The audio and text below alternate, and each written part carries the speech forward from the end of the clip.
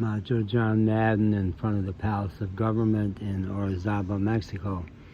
This town, which is a big tourist destination internationally, because there's a gorgeous building at the east end of town designed by George Eiffel of France.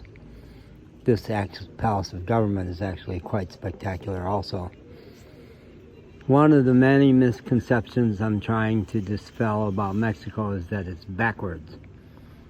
Medical care is way cheaper in Mexico than in the US. Dental care, dramatically cheaper.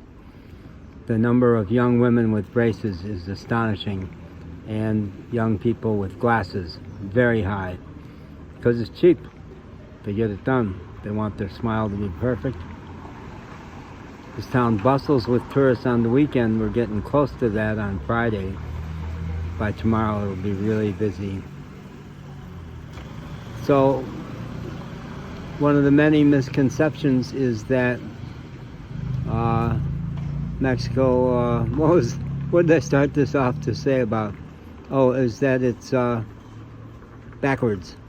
And about medical care, I got my 4th vaccination booster for the COVID back in September on the street in Las Trancas, outskirts of Jalapa, the capital of Veracruz. Out on the street, 2 nurses, one of them stunningly beautiful. It was hard for me to even talk in Spanish, which I'm getting better at.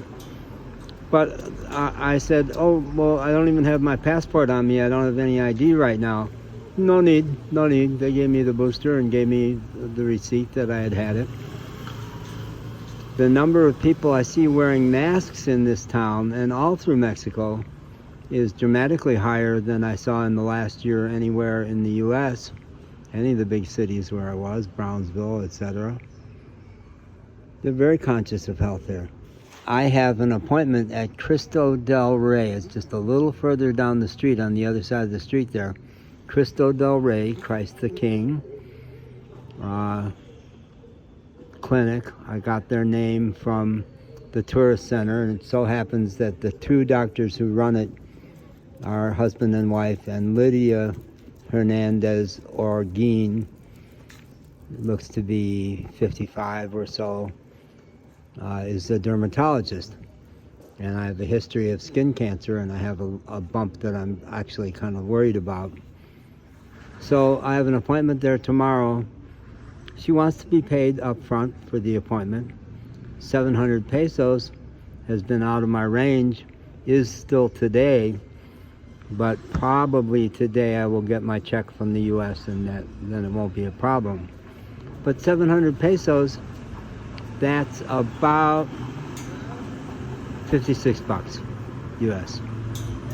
How many hundreds, maybe thousands of dollars do you pay in the US? Your insurance company pay a doctor for a dermatologist appointment.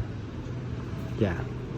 That's because medical care is so astronomical, and because the doctors and the insurance companies have a lock on it,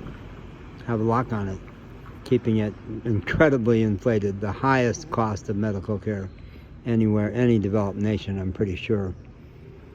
Joe Biden is working on it, but boy, the AMA and big pharma and big insurance fighting it tooth and nail with the absolute support of Republicans who want to keep medical care only available to the rich. That's really, they don't say it, they'll never say it in their platform. We don't care how many poor people die, they don't vote for us anyway. But absolutely, that's the way it's structured. The rich get richer, and that's true in Mexico. I recently spent a lot of time in Boca del Rio, which is the most shockingly affluent place I've seen in Mexico. And the people there are totally different culture. They're not at all like normal Mexicans who are so inclusive. No, they're about me and my possessions and don't make eye contact.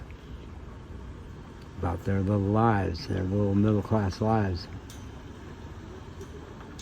But medical care, really not absolutely available.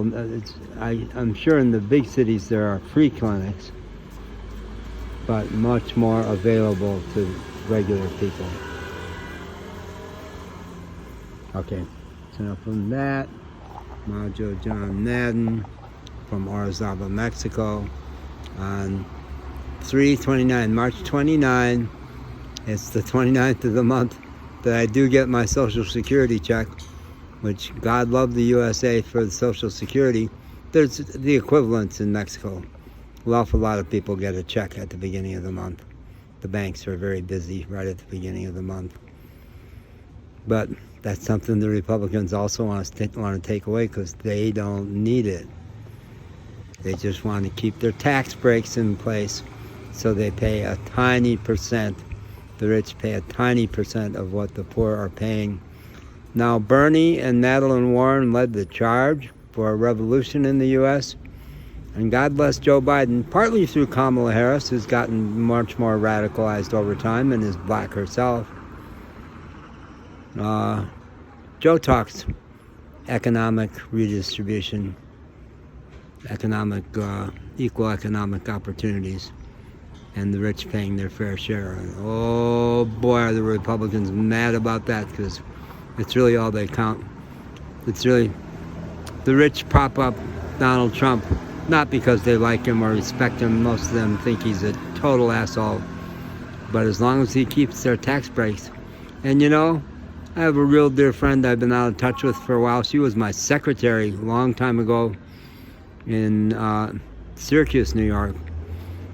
But she's wealthy now, married to, I think he's a doctor. They're wealthy. They're very Christian, and they despise Donald Trump. But they will stick to him because he's going to keep their tax breaks. Yeah. How Christian is that, huh? Yeah. Yeah.